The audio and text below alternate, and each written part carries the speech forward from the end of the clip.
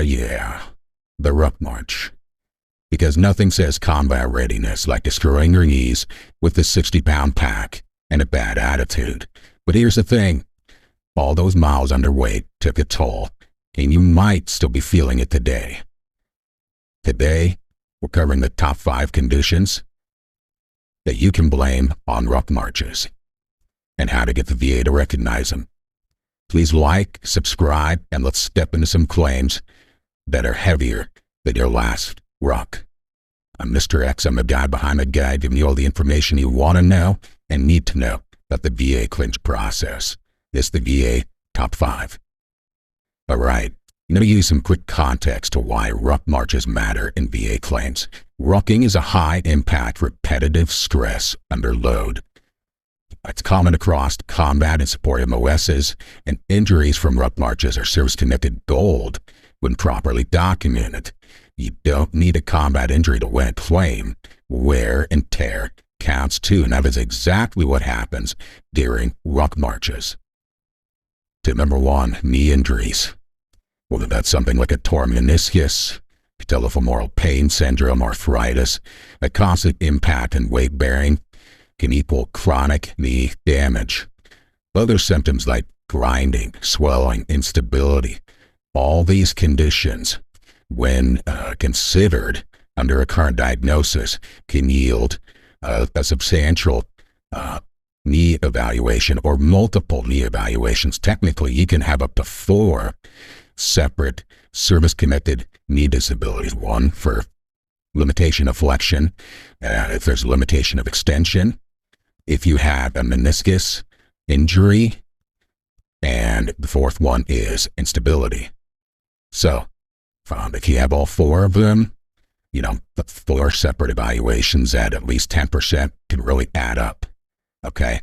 So, other things to look for, whether you had x-rays or an MRI in service. If you had it after service, make sure you submit it if it wasn't done at the VA. All of the above with your symptoms, and while considering all the medical evidence during service and after service, this can really equal a huge chunk. So, knee injuries, huge, number 1. All right, tip number 2, plantar fasciitis and other foot conditions. All that pounding on hard terrain in those flat boots, yeah, your feet remember, guaranteed. Plantar fasciitis, those collapsed arches, other stress fractures are all common. If you had pes planus or flat feet diagnosed prior to service, and it shows that on the entrance exam, that condition could be aggravated by those long Ruck marches. Now, one thing I want you to remember here, long Rucks plus poor boots equal plantar fasciitis. That equals collapsed arches and chronic foot pain.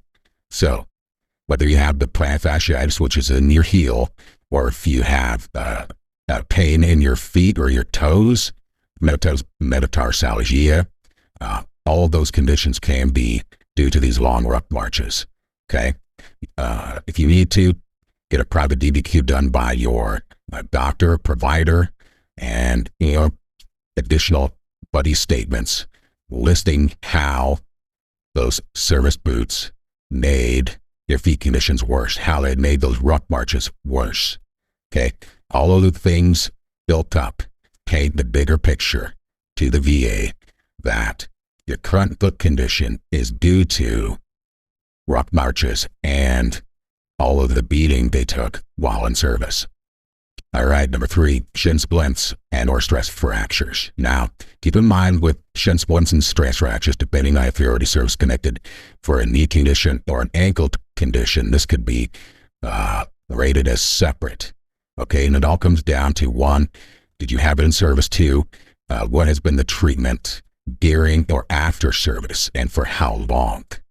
Okay, now one thing to keep in mind, shin splints, they're an injury from overuse.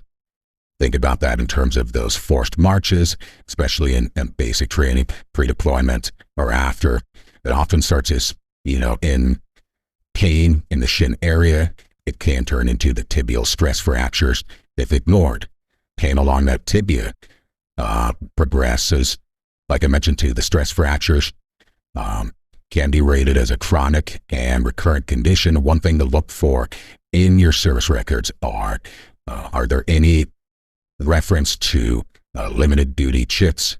Are there notes in exams, whether you're on a med board of some kind? Are there any PT profiles? One thing to keep in mind or remember.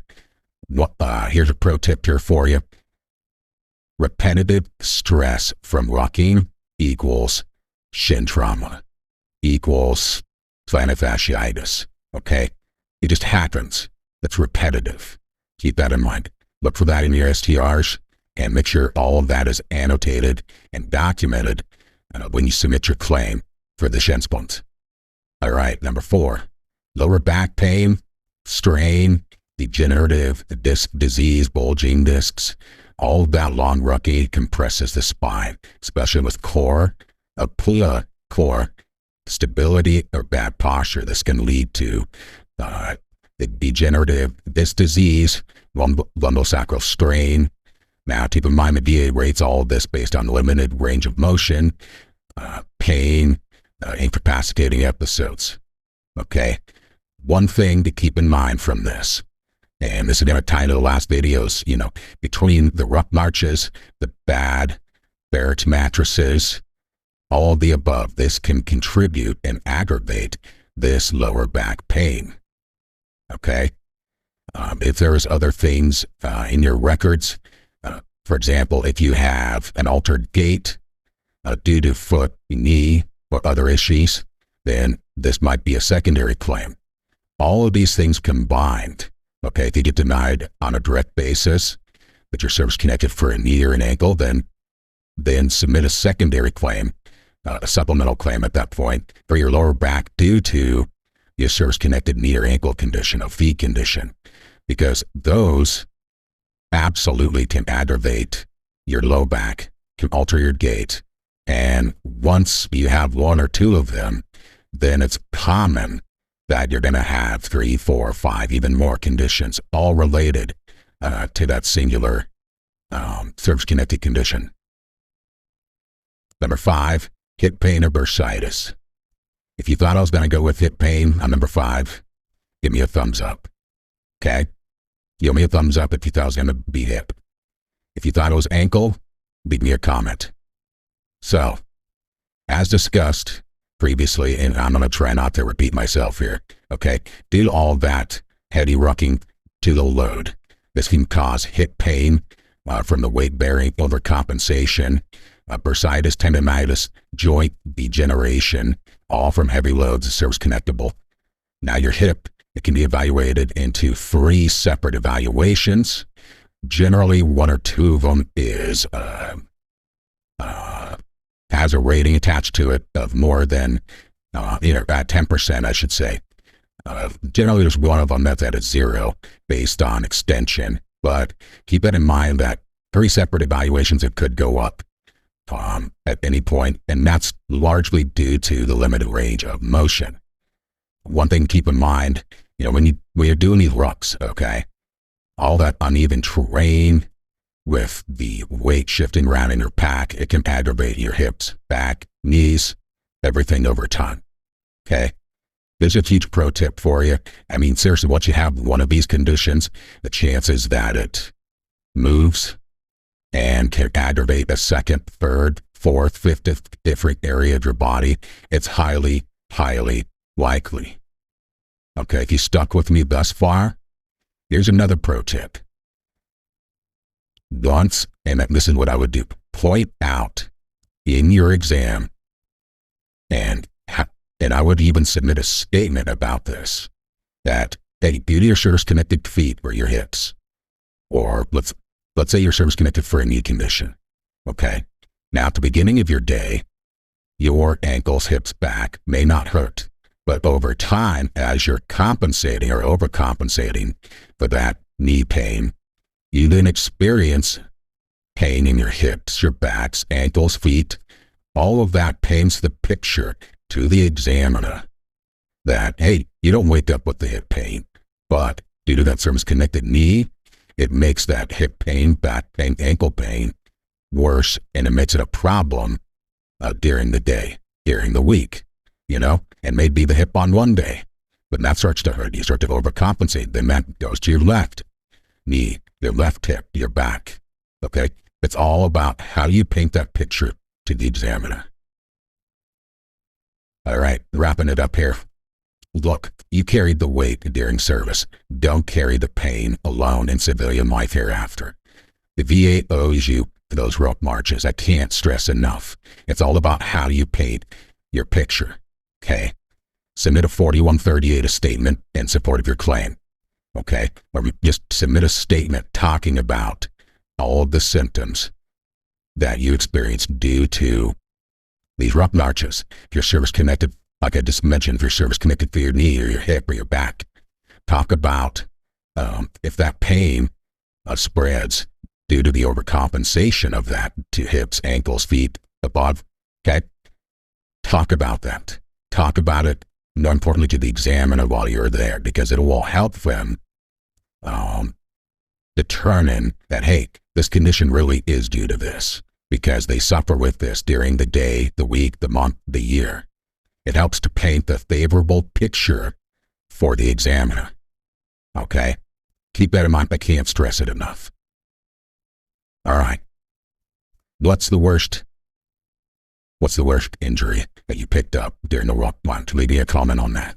Okay? Drop me a comment about what's the worst injury you saw. Okay?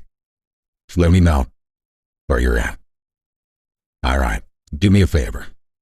All right. If any part of your lower body still hurts from those rock marches, whether that's your feet, ankles, knee, hips, or back, any of them still hurt, still remember what it feels like, give me a thumbs up.